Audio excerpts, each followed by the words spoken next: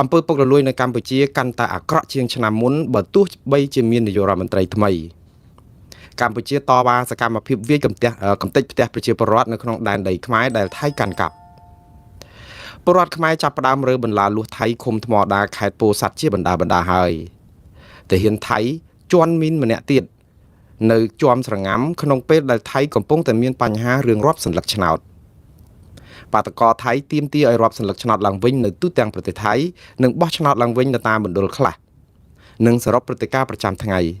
បាទបងប្អូនព័ត៌មានថ្ងៃនេះភាគច្រើនផ្ដោតទៅលើរបាយការណ៍របស់អង្គការដំឡាភិបអន្តរជាតិគឺ Transparency International បាទដែលជាអង្គការសំខាន់មួយនិយាយអំពីបញ្ហាអំពើពុករលួយនៅកម្ពុជាសូមអធិស្ឋានបងប្អូនមួយចំនួនថាលឺដាច់ខ្ញុំប្រហែលជាផ្លិចបងប្អូនលឺដាច់អាចមកពីអ៊ីនធឺណិតរបស់បងប្អូនក៏ថាបានដែរចំពោះខ្ញុំអត់មានបញ្ហាអីទេថ្ងៃនេះអ៊ីនធឺណិតដើរល្អហើយមិញហ្នឹងគ្រាន់តែផ្លិចបិទ Airplane Mode កុំឲ្យបងប្អូនយើងទេមកចូលរំខានតែអត់ទាន់មានអ្នកណាទេមករំខានទេដូច្នេះបើបងប្អូនមិនលឺសូមបិទឲ្យបើកម្ដងទៀតទៅព្រោះបងប្អូនភាគច្រើនលោកថាបានលឺហើយសូមអរគុណបងប្អូនដែលបានជម្រាបមកខ្ញុំមកវិញថាលឺហើយចឹងបន្តទៅទៀតបងប្អូនថ្ងៃនេះគឺជាទូទៅបងប្អូនដូចថាមានគេហៅរបាយការណ៍ប្រចាំថ្ងៃដែលគេរៀបចំសំទោសប្រចាំថ្ងៃវល់អស់ហើយដោយសារតែស្ដាប់សារសំឡេងបងប្អូនដែលថាខ្លះថាលឺខ្លះថាមិនលឺរបាយការណ៍របស់ Transparency International អង្គការដំឡាភិបអន្តរជាតិនោះគឺជាទូទៅមួយឆ្នាំគេធ្វើសន្ទុះគេថាស្ទង់មតិប្រជាពលរដ្ឋនៅទូទាំងប្រទេសនៅប្រទេសទាំងអស់182ប្រទេសគេស្ទង់មតិមិនមែនបានន័យថាគេចោះស៊ើបអង្កេតទៅរកអំពើពុករលួយទេប៉ុន្តែគេសម្ភាសប្រជាពលរដ្ឋគ្រប់និន្នាការនយោបាយអ្នកជំនួញនិស្សិតបញ្ញវន្តកសិករអ្នករត់ស៊ីក្លូម៉ូតូដប់ pass up ឬក៏អ្នកជំនួញជួញដូរស្អីលាក់លក់លីហាលយីទាំងអស់គេរើសនៅក្នុងឧទាហរណ៍កម្ពុជាអញ្ចឹងគេសម្ភាសគ្រប់ខេត្តក្រុងអញ្ចឹងទៅយកប្រមាណអ្នកអញ្ចឹងទៅមន្ត្រីអង្គការសង្គមស៊ីវិលអ្នកសារព័ត៌មានមន្ត្រីបពប្រឆាំងមន្ត្រីរដ្ឋាភិបាលអីអញ្ចឹងទៅគឺគេសម្ភាសដើម្បីយកសន្ទុះនៃការយល់ឃើញពីអំពើពុករលួយនៅប្រទេសរបស់ខ្លួនទាំងអស់ហ្នឹងហើយប្រទេសទាំងអស់182ប្រទេសដែលគេធ្វើស្ទង់មតិរៀងរាល់ឆ្នាំដោយអង្គការដំឡាភិបអន្តរជាតិហ្នឹងនៅពេលដែលធ្វើសន្ទុះនៃការយល់ឃើញពីអំពើពុករលួយនេះក្រោយមកគេចេញជារបាយការណ៍ប្រចាំឆ្នាំហើយប្រទេស182នេះគឺគេដាក់ពិន្ទុទៅតាមហ្នឹងពិន្ទុដែលគេដាក់ឲ្យហ្នឹងគឺគេមានពីពិន្ទុ1ដល់0ដល់100បានន័យថាម៉េចបងប្អូនគឺ100បានន័យថាប្រទេសដែលស្អាតស្អំជាងគេបំផុតឯ0គឺបានន័យថាប្រទេសក៏ក្រិចបំផុតផ្នែកអំពើពុករលួយក៏ប៉ុន្តែតួលេខនេះគឺមែនតើទៅឲ្យតែលើសពី30 40ទៅចាត់ទុកថាវាបាន1យេនបើថាតើតា50បានពាក់កណ្ដាលក៏ដោយប៉ុន្តែឲ្យតែបន្ទុលើសចាប់ពី30 35អីទៅគឺបានន័យថាមានទឹកមាត់លេបគេហើយប៉ុន្តែបើក្រោមនឹងទេគឺហៅលែងលឺហើយចុះកម្ពុជាបានប្រមាណបន្ទុនឹងបងប្អូនកម្ពុជាឆ្នាំនេះបានបន្ទុ20លើ100 20លើ100មានភ្ញាក់ផ្អើលទេបងប្អូនកម្ពុជាបានបន្ទុ20លើ100តាក់ទងពីសន្ទុះនៃការយល់ឃើញរបស់ប្រជាពលរដ្ឋកម្ពុជាតាក់ទងនឹងអំពើពុករលួយនៅកម្ពុជាជាប់លេខ163លើ180យើងមាន182ប្រទេសសំទោស182ប្រទេសឯចំណាត់ថ្នាក់របស់យើងគឺ163លើ182ចឹងបានន័យថាបើតារាងនៅខាងលើហ្នឹងគឺយើងនឹងចុះទៅក្រោមណោះ163និង82យើង19ប្រទេសនៅខាងបាតតារាងយើង19យើងចុះទៅក្រោមព្រោះ19បូកជាមួយនឹង62វាបូក163វាត្រូវ182មិនចឹងអញ្ចឹងបានន័យថាឈ្មោះរបស់យើងហ្នឹងគឺវាចុះទៅបាតតារាងនៅសំណាងហើយវាមិនបានទៅដល់បាតដាល់តែម្ដងដូចថាកប់នៅអាបាតគេក្រោម182លើ182ណាក៏ប៉ុន្តែបើយើងប្រៀបធៀបពិន្ទុនេះគឺវាធ្លាក់មួយឆ្នាំមុនហ្នឹងគឺយើង162លើ182វាបាតតារាងដែរប៉ុន្តែយើងលេខ162ឆ្នាំនេះយើងថយមួយលេខទៀតធ្លាក់ពិន្ទុមួយទៀតបានន័យថាទៅដល់163កាន់តែទៀបទៅគាត់ថាមធ្យមភាគ20លើ100ហ្នឹងគឺវានៅ20លើ100ដដែលទេអញ្ចឹងបានថាបងប្អូនខ្លះថាប៊ីសជាប់អានេះមិនមែនប៊ីសជាប់ទេបងប្អូនគឺថាធ្លាក់ឆ្ងាយមែនតើព្រោះប៊ីសជាប់បានន័យថាពិន្ទុជាប់49ហើយពិន្ទុជាប់50ហើយយើងបាន49នេះគឺយើងត្រូវទៅក្រោមខ្លាំងពេកដែរបងប្អូននៅពេលដែលធ្លាក់ទៀបបែបនេះគឺ បើលើពិភពលោកគឺយើងនៅក្នុងចំណោម20ប្រទេសនៅបាតតារាងនៅលើពិភពលោកក្នុង182ប្រទេសហ្នឹងយើងនៅបាតតារាងក្នុងចំណោម20ប្រទេសដែលទាបជាងគេបំផុតដែលបានពិន្ទុចាប់ពី0ដល់20ហ្នឹងក៏ប៉ុន្តែនៅអាស៊ីអាគ្នេយ៍យើងនេះប្រទេសមានតែ11នេះឥឡូវបានអ៊ីស្ទីម៉ូទៀតទីម៉ូខាងកើតចូលរួមកម្ពុជាយើងនៅបាត់តារាងគេណាលើតែប្រទេសភូមាមួយគត់គឺយើងបានន័យថា11ប្រទេសគឺយើងជាប់លេខ10មិនទៅជាប់លេខ1លេខ10បានន័យថាចុងពោចក្បែរនឹងប្រទេសភូមាហើយភូមានេះគឺមហាពុករលួយដោយសារអីអង្គើយោធារដ្ឋបហាអូនិយាយពីក៏ក្រិចខ្ញុំថាបើប្រៀបធៀបកម្ពុជាទៅភូមានេះវាអយុត្តិធម៌សម្រាប់កម្ពុជាដែរភូមានឹងអញ្ញៃរដ្ឋបហាយោធាសម្លាប់មនុស្សរង្គាលមានអង្គើបល័យពូជសាសន៍ជនជាតិរ៉ូហិញយ៉ាផងចាប់អ្នកស្រីអងសានស៊ូជីដាក់គុករៀបចំបោះឆ្នោតគ្មានមេបពប្រឆាំងអូវាស្តៀងគ្នាច្រើនដែរប៉ុន្តែវាមិនអាក្រក់ហួសហេតុដោយភូមាពេកណាប៉ុន្តែយើងបានឈ្នះរឿងភូមាតាមមួយកម្មហ្នឹងគឺភូមាជាប់លេខ16លើ100ហើយបើចំណាត់ថ្នាក់វិញ169ព្រោះភូមានេះដែរបានជួយកម្ពុជាច្រើនដែរដែលដណ្ដើមយកលេខបាតតារាងទៅណាព្រោះអី169លើ182នេះគឺធ្វើឲ្យកម្ពុជា163ហ្នឹងនៅលើរឿងនេះខ្ញុំនឹកឃើញរឿងកំ pl ែងមួយកូនសិស្សមួយថ្នាក់ទៅរៀនមានតែ25នាក់ឯងហើយកូនក្មេងម្នាក់ហ្នឹងគាត់បានជាប់លេខ24ធម្មតាចំណាត់ថ្នាក់វាលេខ1លេខ2វាល្អមិនអញ្ចឹងហ៎បានជាប់លេខ24មកអួតប្រាប់ឪពុកថា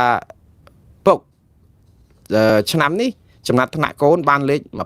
24ហើយពុកក៏ប្រាប់ថា24ហើយក្នុងថ្នាក់ហ្នឹងគេឮប្រាប់មកថាមានតែ25នាក់គាត់អាចរៀនឈ្នះតែម្នាក់អីចឹងហើយដល់ពេលកូនថាអាលេខ24ហ្នឹងបានដោយសារមិត្តភក្តិកូនអា25ហ្នឹងវាដែរមករៀនអញ្ចឹងបាទខ្ញុំបាន24បើវាមកខ្ញុំ25ទៀតវាអញ្ចឹងបងប្អូនខ្ញុំចង់និយាយថារឿងយើងកំពុងតែឈឺចាប់មិនចង់និយាយរឿងកំ pl ែងអីទេប៉ុន្តែយើងនឹងគឺបន្ទុកយើងនឹងវាទៀបខ្លាំងមែនតើឥឡូវយើងវិលមកវិញហេតុអីបានជាសន្ទុះនៃអង្គើពុករលួយនេះគឺវាមានច្រើននៅកម្ពុជាតើនេះគឺជាការពលឹះនិយាយមួលបង្កាច់កម្ពុជាពេកទេដឹងឃើញខំប្រឹងណាអង្គភាពប្រយុទ្ធប្រឆាំងអង្គើពុករលួយខំប្រឹងណាស់លោកអាវយន្ទៀងគឺសណ្ដោមកូនចៅគាត់ចូលទៅរហូតដល់ទៅមួយសបុក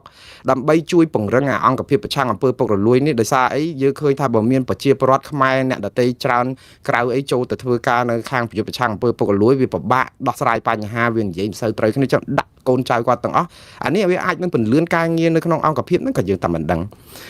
យើងនិយាយអំពីអង្គើពុករលួយនៅកម្ពុជានេះគឺវាមិនមែនតែទៅលើតែការយល់ឃើញតែមួយជ្រុងទេគេមើលអីគេខ្លះបងប្អូន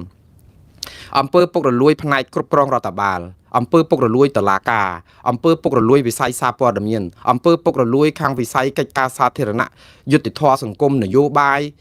នីតិរដ្ឋបញ្ហា100ជំពូកដែលគេយកមកមើលហ្នឹងដើម្បីឲ្យដឹងថាប្រជាពលរដ្ឋយល់យ៉ាងម៉េចអំពីប្រទេសកម្ពុជាហ្នឹងអញ្ចឹងជាលទ្ធផលគឺយើងឃើញថាប្រជាពលរដ្ឋយល់ថាអង្គើពុករលួយគឺមានភាពរ៉ាំរ៉ៃគ្រប់ហេដ្ឋារចនាសម្ព័ន្ធការយល់ឃើញបងប្អូនអង្គើពុករលួយជាក់ស្ដែងកើតឡើងប៉ុណ្ណាយើងអត់ទាន់ដឹងទេនេះអង្គការដំណាភិបអន្តរជាតិនេះគឺមិនមែនស៊ើបអង្កេតអង្គើពុករលួយនៅក្នុងស្ថាប័នហ្នឹងដើម្បីឲ្យចេញជាលទ្ធផលមកដើម្បីវាស់ពិន្ទុអីមិនមែនទេគឺជាការយល់ឃើញរបស់ប្រជាពលរដ្ឋនៅក្នុងប្រព័ន្ធដឹកនាំរដ្ឋឬក៏ប្រព័ន្ធដែលជីវភាពរស់នៅប្រចាំថ្ងៃហ្នឹងគឺជាការយល់ឃើញទេអញ្ចឹងបើប្រជាពលរដ្ឋយល់ឃើញបានន័យថាគេសម្ភាសដោយឯករាជ្យហើយទាំងអ្នករាជការនៅក្រសួងរដ្ឋទាំងអង្គការសង្គមស៊ីវិលទាំងអីដែលប្រាប់អ្នកសារព័ត៌មាននិងអ្នករកស៊ីផងគឺគេប្រាប់មកអញ្ចឹងគឺគេយកតួលេខទាំងអស់ហ្នឹងយកមកបូកទៅគឺឃើញអំពីការយល់ឃើញអំពើពុករលួយបងប្អូននៅពេលដែលប្រជាពលរដ្ឋខ្លួនឯងណាស្រឡាញ់ប្រទេសកម្ពុជាស្ទើរលេបស្រឡាញ់ការដឹកនាំប្រទេសកម្ពុជាស្ទើរលេបអរគុណសន្តិភាពគ្រប់ម៉ាត់រួចតតែពេលផ្ដល់កំណត់យល់ឃើញអំពីអង្គើពុករលួយយើងឲ្យពិន្ទុកម្ពុជាបាតតារាងមានន័យយ៉ាងម៉េចបងប្អូនតើអ្នកទាំងអស់នោះមិនស្រឡាញ់កម្ពុជាទេឬស្អប់សន្តិភាពមែនស្អប់ការដឹកនាំសពថ្ងៃមែនបានឲ្យពិន្ទុកម្ពុជាទាបម៉េះព្រោះនៅពេលដែលសន្ទុះនៃការយល់ឃើញនេះទាបប៉ុណ្ណាគឺអាហ្នឹងសម្រាប់កម្ពុជាបើពិភពលោកទាំងមូលគឺគេមើលមកគឺគេជឿទៅលើប្រជាពលរដ្ឋនៅក្នុងស្រុកដែលជាម្ចាស់ប្រទេសនោះដែលឲ្យជាគំនិតអំពីព្រោះអង្គការដំណាភិបអន្តរជាតិនេះគឺមិនមែនជាទស្សនៈរបស់អង្គការនេះទេ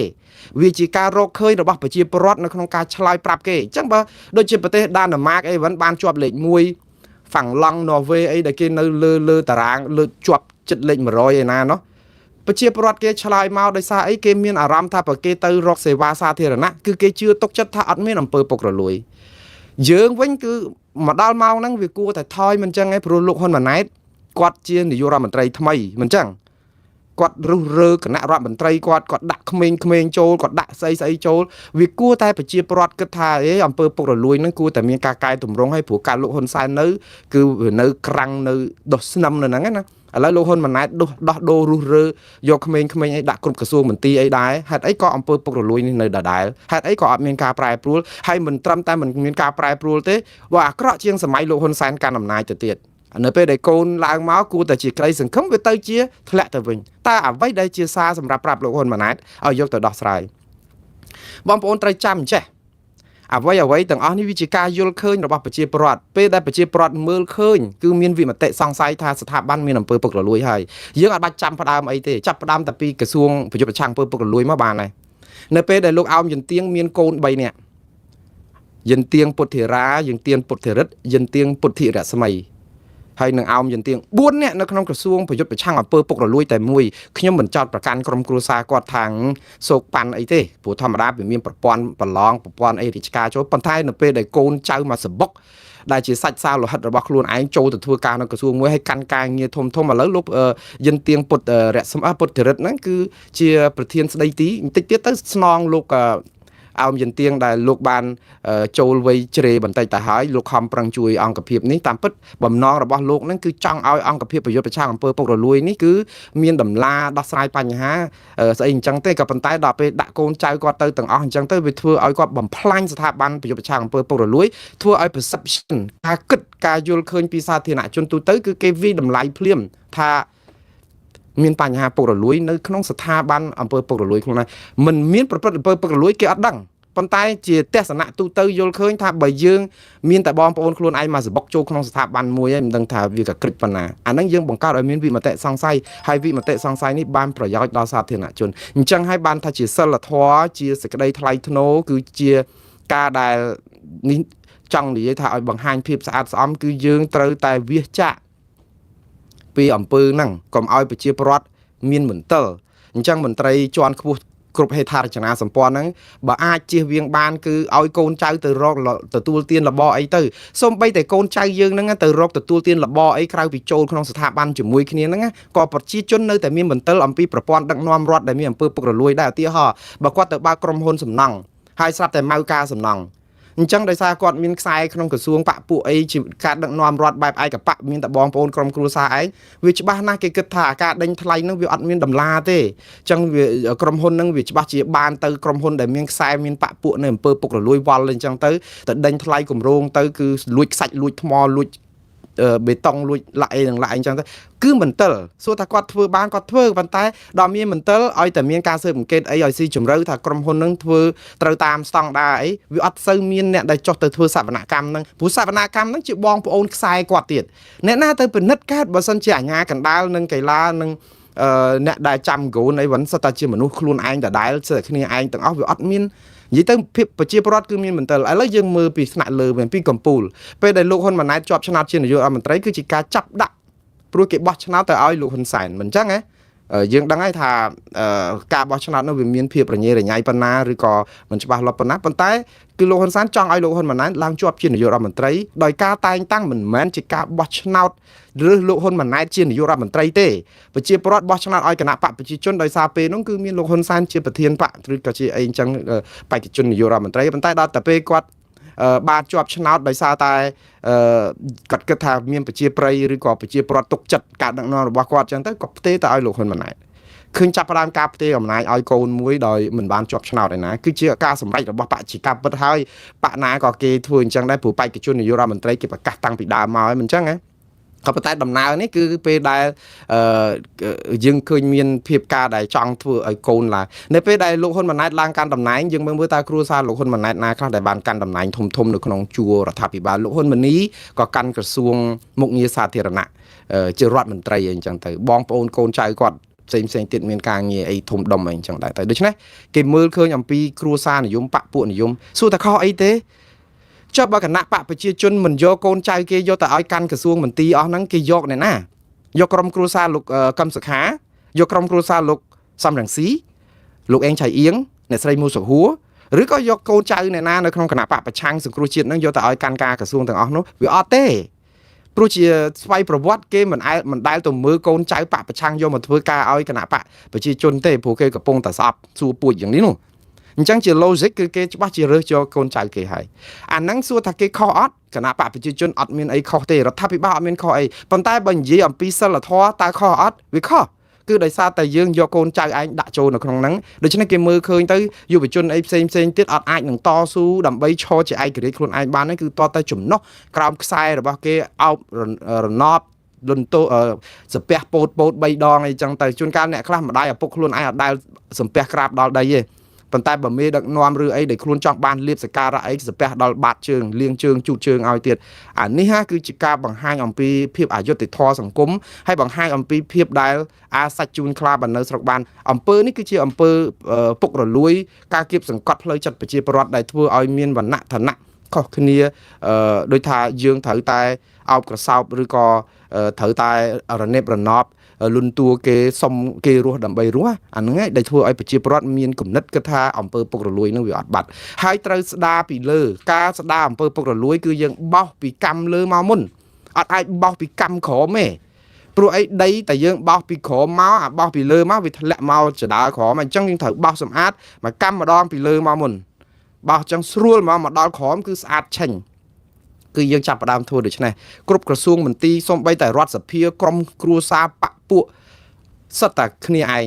ហើយដើម្បីលុបបំបត្តិឲ្យបាត់អស់អំពីការដែលមានបកពួកគ្រួសារនិយមនៅក្នុងក្រសួងមន្ទីរហើយកុំឲ្យគណៈបកប្រជាជនកម្ពុជាលោកហ៊ុនសែនធ្លាប់មានប្រសាសន៍ថាគេយកកូនបកប្រឆាំងយកមកឲ្យកាន់ការរដ្ឋាភិបាលមែនបើគេខាងគណៈបកប្រជាជនកម្ពុជាជាប់ឆ្នោតលោកមានប្រសាសន៍ត្រឹមត្រូវក៏ប៉ុន្តែដើម្បីឲ្យបាត់មន្ទិលហ្នឹងគឺយើងត្រូវរៀបចំឲ្យមានតុល្យភាពអំណាចបានន័យថាម៉េចតុល្យភាពអំណាចអំណាចរបស់រដ្ឋាភិបាលនិងអំណាចប្រជាពលរដ្ឋអំណាចស្ថាប័នតុលាការអំណាចស្ថាប័នយោធានិងអំណាចស្ថាប័នអីផ្សេងទៀតគឺរដ្ឋសភារដ្ឋអីហ្នឹងឲ្យវាមានលំនឹងស្មើគ្នាកុំឲ្យជីសេះលែងដៃយើងធ្វើអីធ្វើទៅគេមិនថាទេប៉ុន្តែយើងធ្វើអីនៅពេលដែលអត់មានតុល្យភាពអំណាចបែបនេះគឺការចោទប្រកាន់សង្ស័យគឺបានប្រយោជន៍ទៅសាធារណជនហើយព្រោះអត់មានអ្នកណាធ្វើសវនកម្មដើម្បីជំរះបញ្ជីនឹងទេអញ្ចឹងយើងត្រូវធ្វើយ៉ាងម៉េចទី1គឺរៀបចំការបោះឆ្នោតឲ្យមានភាពសេរីត្រឹមត្រូវនិងយុត្តិធម៌លើកកម្ពស់គណៈបកប្រឆាំងសម្លេងប្រឆាំងឲ្យមានភាពប្រដំប្រសងគ្នាដើម្បីជាកញ្ចក់ឆ្លោះព្រោះគណៈបកប្រឆាំងនៅប្រទេសណាក៏ដូចប្រទេសណាដែរគេឆ្លោះគណៈបកកាន់អំណាចនឹងដើម្បីកុំឲ្យជីសេះលែងដៃព្រោះគេក៏ចង់បានអំណាចគ្រប់គ្រងប្រទេសដែរគេចង់ធ្វើឲ្យប្រសើរជាងអស់លោកហើយអស់លោកប្រសើរអត់បានប៉ុន្តែមិនបានស៊ីឆ្លៀឲ្យខ្ទេចមិនបានស៊ីឆ្លៀឲ្យខ្ទេចនេះហើយដែលខ្ញុំចេះគិតថាយើងគិតតាមទ្រឹស្ដីហ្នឹងតែប្រៀបធៀបទៅសត្វសំណក់សត្វឆ្កែហ្នឹងតែមករករឿងខ្ញុំទៀតដែរយើងអត់ព្រមស្ដារអស់ហ្នឹងយើងខ្លាចទៅជាសត្វឆ្កែនៅក្នុងអាស្នឹមច្បើងដែលមិនដាក់ឲ្យគោឬក៏សេះស៊ីឆ្កែស៊ីស្មៅក៏មិនបានសេះក៏ស៊ីតែមិនកើតអញ្ចឹងដាច់ពោះងាប់ទាំងឆ្កែដាច់ពោះងាប់ទាំងសត្វផ្សេងទៀតព្រោះអីយើងទៅដេកនៅក្នុងអាស្នឹមច្បើងហើយគេស៊ីមិនកើតខ្លួនឯងស៊ីស្មៅស៊ីច្បើងនៅមិនកើតទេខ្ញុំនិយាយអំពីសត្វបងប្អូនប្រើពាក្យស៊ីពាក្យអីយ៉ាងអសរោះបន្តិចហើយអត់ប្រៀបធៀបមនុស្សទៅនឹងសត្វធាតុទេអត់ប្រៀបធៀបរដ្ឋាភិបាលទៅសត្វធាតុអត់ប្រៀបធៀបគណៈបកប្រជាជនទៅសត្វធាតុទេគ្រាន់តែថានៃធៀបឲ្យបងប្អូនយល់ឥឡូវនេះគណៈបកប្រជាជនកម្ពុជាដឹកនាំប្រទេសមិនអាចស្ដារប្រព័ន្ធទាំងអស់នេះបានទេព្រោះវាអត់មានតុល្យភាពអំណាចវាសុទ្ធតែគ្នាគាត់ហើយគាត់សួរថាជាប់ធ្វើម៉េចបើជាប់ឆ្នោតតែគ្នាគាត់ហ្នឹងឲ្យគាត់ធ្វើម៉េចប្រជាពលរដ្ឋទៅបោះឆ្នោត9លានអ្នកទៅបោះឆ្នោតឲ្យគណៈបកប្រជាជនដើម្បីដឹកនាំប្រទេសឲ្យអ្នកណាមកកាន់ប្រទេសបើយើងបោះឆ្នោតឲ្យគណៈបកប្រជាជនអញ្ចឹង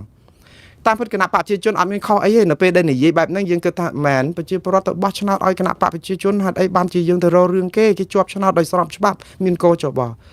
ប៉ុន្តែការពិតវាមិនមែនអញ្ចឹងទេប្រជាពលរដ្ឋទៅបោះឆ្នោតច្រើនមិនមែនបានន័យថាការបោះឆ្នោតមានភាពសេរីត្រឹមត្រូវនិងយុត្តិធម៌ទេសំណួរសួរថាបើសិនជាមានមនុស្សច្រើនចូលទៅហាងមួយដែលលក់ទំនិញមកខជើងគ្នាដើម្បីចូលហាងទំនិញហ្នឹង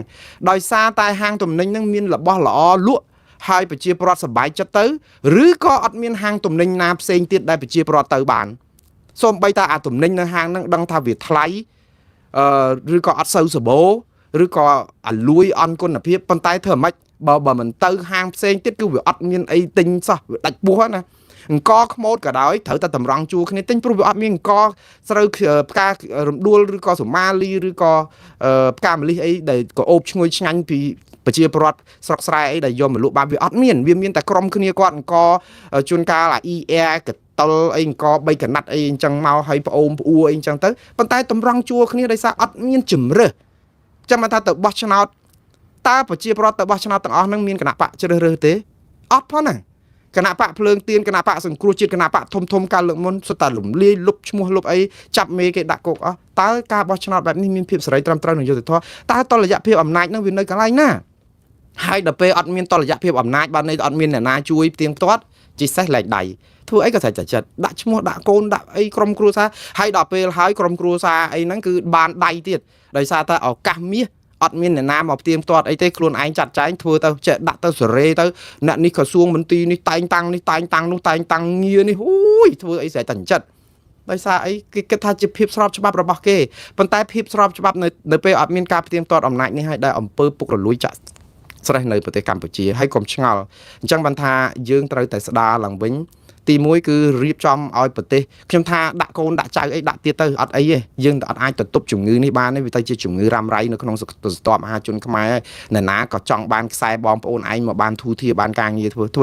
វាមិនស្អីទេក៏ប៉ុន្តែត្រូវធ្វើឲ្យមានតម្លាឲ្យប្រជាពលរដ្ឋអាចប្រកួតប្រជែងដោយយុត្តិធម៌គឺរៀបចំស្រុកទេសឲ្យមានប្រព័ន្ធផ្ទៀងផ្ទាត់អំណាចបើគណៈបកប្រជាជនឈ្នះឆ្នោត80កៅអីឧទាហរណ៍យ៉ាងហោចណាស់នៅសល់50កៅអីទៀតក៏វាជាគណៈបកប្រឆាំងអញ្ចឹងទៅហើយកុំនិយាយថាគណៈបកប្រឆាំងមានស្អីបើប្រជាពលរដ្ឋរបស់ឆ្នោតមិនមែនអញ្ចឹងទេយើងរំលាយគេចោលមិនមែនបានន័យថាគេមិនឈ្នះឆ្នោតទេគេឈ្នះឆ្នោតតាំងពីឆ្នាំ2010ជាងមកតាក់ទងនឹងសលេងគេ3លានអ្នករំលាយគេចោលអាហ្នឹងគឺត្រូវបើកឲ្យមកវិញហើយមានតម្លាឲ្យផ្ទៀងផ្ទាត់គ្នាមានតំណាងរាជគណៈបកប្រឆាំងនៅក្នុងរដ្ឋសភាជួយគិតគូរមានសមាជិកឃុំសង្កាត់របស់គណៈបកប្រឆាំងនៅមូលដ្ឋានដើម្បីជួយផ្ទៀងផ្ទាត់រឿងអាជ្ញាធរឃុំដែលពុករលួយខ្សែបកពួកនិយមអីហ្នឹងបើប្រជាពលរដ្ឋគេពេញចិត្តឲ្យខាងប្រឆាំងគេដឹកនាំគ្រាន់បើជាងរបស់ខ្លួនគ្រាន់បើទៅកុំបខំគេឲ្យទិញអង្គខ្មោតហ្នឹងទៅអីបើយើងអត់មានគេខាងផ្សេងទៀតគេលក់អង្គល្អផ្កាខ្ញីសូម៉ាលីអីឲ្យតម្លៃថោកធូរថ្លៃយើងទៅបិទហាងគេចោលអស់ហើយហ្នឹងយើងមិនឲ្យគេផលិតមិនឲ្យគេលក់បើកលក់ឲ្យមកបើកតាហាងខ្លួនឯងប្រជាពលរដ្ឋតម្រង់ជួមករកអង្គខ្មោតហើយមានជំរឿសអីហ្នឹងតើយើងយុត្តិធម៌ប៉ុណ្ណាសម្រាប់ប្រជាពលរដ្ឋយើងគិតឲ្យខ្លីប៉ុណ្ណឹងអញ្ចឹងអំពើពុករលួយហ្នឹងគឺវានៅចាក់ស្រេះដូច្នេះអ្នកណាដឹកនាំប្រទេសក៏អត់ប្រទេសនេះរីកចម្រើនដែរហើយកុំថាលោកហ៊ុនម៉ាណែត100ដង100អ្នកទៀតក៏អត់មានជួយអីបានដែរវាមិនមែនទៅលើអ្នកដឹកនាំលោកហ៊ុនម៉ាណែតទេវាទៅតាក់ទងលើប្រព័ន្ធដឹកនាំរដ្ឋប្រព័ន្ធលោកហ៊ុនម៉ាណែតគ្រាន់តែជាទីងមងទេគឺយកមកគ្រាន់តែបន្ទប់ឲ្យល្អមើលគាត់ធ្វើអីកើតបើធ្វើអីកាបើប្រព័ន្ធយើងចាក់ស្រេះអញ្ចឹងហើយយើងយកតកង់មកពីឋានទេវតាណាក៏បើកឡានមួយទៅដល់ទិសដៅអត់បានដែរបើម៉ាស៊ីនយើងជ្រុះខ្ចៅអស់ហើយហ្នឹងបើកទៅអាម៉េចកង់ហ្នឹងក៏ធូស្ពេតណាគ្រឿងបន្លាស់អីគ្រប់សពនៅក្នុងឡានហ្នឹងគឺរញ៉េរញ៉ាញ់អ្នកជិះនៅក្នុងឡានហ្នឹងគឺសុទ្ធតែអាចជ័យធ្លាក់ទៅហើយអត់អីទេទៅបានចេះបើកប៉ុន្តែឡានហ្នឹងគឺបើកមកឆ្លក់ផងផ្សែងផងទៅខុកខៈហ្នឹងអត់បានទៅមុខទេហើយយើងនៅចាស់ផ្ទះដៃឲ្យថាទៅហើយអត់អីទេយើងនឹងទៅដល់ត្រៃវាអត់ទៅរួចវាទាល់តែយើងជួយគ្នាទាំងអស់ទាំងតកង់ថ្មីទាំងឡានហ្នឹងក៏សរេសរង់អីឲ្យវាមានគ្រឿងផ្ចេះអីដូរប្រេងម៉ាស៊ីនឬក៏ម៉ាស៊ីនហ្នឹងល្អកង់ហ្នឹងវាកាឡាហ្នឹងវាមមមួនអីអញ្ចឹងទៅអាហ្នឹងបើយើងទៅរួចហើយបើធ្វើដូច្នេះគឺយើងអត់មានសង្ឃឹមទេហើយដល់ពេលពិភពលោកមើលមកយើងមកតម្លាភាពអន្តរជាតិនេះគឺជាសក្តីរាយការណ៍ពិភពលោកបងប្អូនមិនមែនសម្រាប់2 3នាក់យើងទេណាអញ្ចឹងដល់ពេលពុករលួយអញ្ចឹងតើយើងទៅរកស៊ីអីកើតបងប្អូនវិនិយោគិនណាចង់ទៅរកស៊ីស្រុកខ្មែរបើអំពើពុករលួយយើងនៅបាតតារាងនេះហើយណាអ្នកដែលរងគ្រោះប្រជាពលរដ្ឋ17លានអ្នកដោយទាំងអ្នកដែលកំពុងប្រព្រឹត្តអំពើពុករលួយខ្លួនឯងដែលកំពុងតែនៅក្នុងលទ្ធភាពដែលអាចកាន់ក្រសួងមន្ទីរក្រាញអំណាចឬក៏ស្អីនឹងផងមិនបានយូរទេតិចទៀតទៅហៅខំចែកគ្នាព្រោះអស់ត្រីមួយដងដែលយើងនាំគ្នារត់ផងជាប់ផងតែគ្នាយើងប្រហែលអ្នកបន្តិចទៅវាវល់ហើយយើងអត់ព្រមបើកឲ្យមានមកពីអូស្ទឹងបឹងបួរណាដើម្បីឲ្យវាមានវិលចរន្តត្រីវិលទៅខុបប្រាំងខុបភាសាយូរទៅដើមគ្នាតិចទៀតវាយគ្នារឿងចាប់ត្រីហ្នឹងទៀតដោយសារតែវាអស់ត្រីចាប់តាមពិតអានេះគឺជារឿងជំងឺមហារីកដែលដឹងហើយប៉ុន្តែខ្ញុំថារដ្ឋាភិបាលឃើញកំពុងតែមានទុកប្រព័ន្ធភ្នំនៅព្រំដែនឥឡូវនេះយើងមករឿងរបស់យើងនេះវាអត់ធូរស្បើយសោះតើយើងទៅផ្លូវណាបងប្អូនទៅច្រកណាឲ្យប្រកាសហើយឥឡូវអារឿងព្រំដែននេះគឺកម្ពុជាតវ៉ាសកម្មភាពវាយកំទេចផ្ទះប្រជាពលរដ្ឋក្នុងដែនដីខ្មែរដែលថៃកាន់កាប់តវ៉ាទៀតហើយបងប្អូនព្រោះថៃនៅអាស្អីគេបឹងតគួននៅភូមិជោគជ័យភូមិអីសុំឲ្យផ្ទះមេឃុំក៏គេឈូសចោលតិចទីអស់មេឃុំលីអាណិតគាត់ខ្លោចចិត្តខ្ញុំ ហើយអាកន្លែងផ្សេងគេនៅតែឈូសឆាយហើយរដ្ឋាភិបាលកម្ពុជានៅតែតវ៉ានេះគឺជាលិខិតទីប្រហែលជា1500ហើយនេះកម្ពុជាតវ៉ាជំទាស់សកម្មភាពខុសច្បាប់របស់កងកម្លាំងប្រដាប់អាវុធរបស់ថៃក្រសួងការបរទេសចេញសេចក្តីថ្លែងការណ៍ថ្ងៃ11ហ្នឹងគឺតវ៉ាទៀតហើយបងប្អូនគឺតវ៉ាយ៉ាងខ្លាំងប្រឆាំងនឹងសកម្មភាពខុសច្បាប់ជាបន្តបន្ទាប់របស់កងកម្លាំងប្រដាប់អាវុធថៃនៅតំបន់មួយចំនួនក្នុងខេត្តបន្ទាយមានជ័យដែលបានថៃបានកាន់កាប់តវ៉ានេះគឺធ្វើដោយសារអាជ្ញាធរមូលដ្ឋានហ្នឹងគេថាហេដ្ឋារចនាសម្ព័ន្ធស៊ីវិលអគាររដ្ឋបាលបន្ថែមទៀតត្រូវបានយោធាថៃវាយកំទេចបំផ្លិចបំផ្លាញនៅបឹងតគួនហើយដូចនៅក្នុងស្រុកថ្មពួកភូមិជោគជ័យអូ3ជាន់ស្រុកអូជ្រៅលាក់នឹងលាក់ហើយរាជរដ្ឋាភិបាលកម្ពុជាគឺបញ្ជាក់ជាថ្មីនៅការដែលបដិញ្ញាចិត្តខ្ជាប់ខ្ជួននឹងឥតងាករេដោះស្រាយចំនួនព្រំដែនទាំងអស់តាមសន្តិវិធីនិងមិត្តភាពជាមួយថៃតែមិត្តភាពជាមួយចៅហើយនឹងសត្រូវឈ្លានពានយើងប្តឹងកុំប្តឹងទៅតុលាការអន្តរជាតិនិងតុលាការព្រំដែនអន្តរជាតិនឹងមិនបាច់ប្តឹងទេនៅតែតវ៉ាសុំភ្លើងយក្សហ្នឹងចុះខ្ញុំអាណិតកម្ពុជាខ្លោចចិត្តហើយឥឡូវថៃកំពុងតែមានបញ្ហាផ្ទុះមីនក្តឹងទៀតអារាប់ស្លឹកឆ្នោតនៅថៃនឹងកំពុងតែបាតកម្មពេញទីមិនដឹងស្អីគេអញ្ញាញ៉ៃរឿងរាប់ស្លឹកឆ្នោតយើងធ្លាប់ឮតែនៅស្រុកខ្មែរឥឡូវទៅដល់ថៃឥឡូវនេះគឺគេកំពុងតែអញ្ញាញ៉ៃនៅស្រុកថៃផ្ទុះក្របខ្ដួងនៅឯស៊ីសកេតបាច់ជើងទៅហ៊ាននៅស្រុកនៅជាំសងាំពីការជើងទៀតហើយទីប្រហែលហើយមកទៅ12ហើយទៅហ៊ានថៃបើតាមខ្ញុំភ្លេចដល់ច្រើនពេក12នាក់ហើយអាផ្ទាល់អាក្របមីនហ្នឹងផ្ទុះហើយវាមានពេលសម្រាប់របស់វាដែរវាមានពេលណាដែលពងបោះឆ្នោតពងបោះអីហ្នឹងគឺអត់ផ្ទុះទេព្រោះកំពុងតែមិនចង់ឲ្យមានចំនួនព្រំដែនខ្លាចបោះឆ្នោតអត់បានថៃអញ្ញាញ៉ៃគ្រាន់តែពេលបោះឆ្នោតហើយអនុទិនឈ្នះឥឡូវមានការតវ៉ារឿងលទ្ធផលបោះឆ្នោតព្រោះមានភាពមិនប្រក្រតីផ្ទុះមីនក្តឹងមីនសម្រាប់ពីឈប់បនជាតិឬក៏បនវិស្មកាលអីមកផ្ទុះទៀតហើយផ្ទុះនៅក្នុងតែតំបន់ដីដែលកំពុងប្រទាញបន្ទងគ្នាចកាមីនយើងមានបានចកាមកពីណានៅនឹងតាហើយគេចោទថាខ្មែរដាក់មីនទៅលើគេថារកឃើញមីនមកកណោទៀតចោទអាញាធរទៀតទៅទៀតហ៎មិនអញ្ចឹងជុំទី3មែនហើយបើរឿងនេះបើបោះឆ្នោតកំពុងអញ្ញាញ៉ៃនៅស្រុកថៃវាយគ្នាទៀតខ្ញុំអត់ភ្ញាក់ផ្អើលទេខ្ញុំបានប្រាប់បងប្អូនថាប្រហែលជាអត់វាយគ្នាទៀតទេព្រោះបើគេបានទីតាំងយើងមកកណោក៏ដល់ប៉ុន្តែឥឡូវអាលទ្ធផលបោះឆ្នោតនេះគឺវាធ្វើឲ្យថៃចាប់ផ្ដើមមានកម្ដៅនៅបាងកកគឺត្រូវតែយកមកជះនៅព្រំដែននេះជាប្រពៃណីរបស់ថៃខូចណាស់គឺជាយុទ្ធសាស្ត្រ classic គឺឲ្យតែមានរឿងអីនៅបាងកកយកមកដុតនៅព្រំដែនហ្នឹងទៅភ្លេចខ្លួនគឺអានោះដោះស្រាយអញ្ចឹងមានអាការចោតមានអាញាធរមានចេញសេចក្តីថ្លែងការណ៍មួយទៀតបង្ហាញបដិញ្ញាចិត្តរបស់កម្ពុជានៃការគោរពអនុសញ្ញាអូតាវ៉ារឿងអត់ប្រើមីនផ្ដាច់ជើងនឹងទៀតអាញាធមមីនហ្នឹងគឺអញ្ចឹងទៀតភ័យរឿងថៃចោតប្រកាន់មកចេញសេចក្តីថ្លែងការណ៍លើកទីប្រមាណ100ហើយនេះតបទៅប្រាប់ថាយើងស្អាតស្អំទេយើងអត់ដាក់មីនទេអាណិតអាញាធមមីនយើងខ្លោចចិត្តយើងទៅជាមួយថៃគឺគេនៅតែសម្ោចក្នុងខោហ្នឹងគឺចេញអាกระดาษនេះរាប់ភ្លេច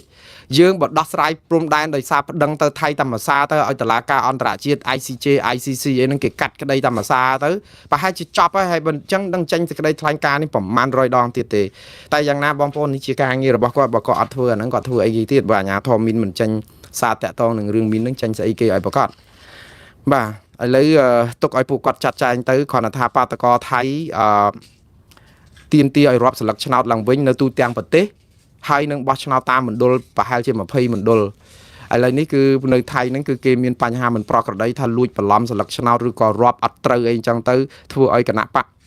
ដែលចាញ់ឆ្នោតដូចជាគណៈបកប្រជាជនថៃលោកណាត់តភុងរឿងបញ្ញវុធអីគាត់ថាបើចាញ់ឆ្នោតដោយការបោះឆ្នោតអត់មានប្របាក់នឹងទទួលលទ្ធផលចាញ់ហ្នឹងទេប៉ុន្តែបើចាញ់ដោយគេបោកបន្លំគឺទទួលយកមិនបានដូច្នេះទៅទៀតហើយបងប្អូនមិនដឹងថាតើយ៉ាងម៉េចទាឲ្យបោះឆ្នោតឡើងវិញនៅទូទាំងប្រទេស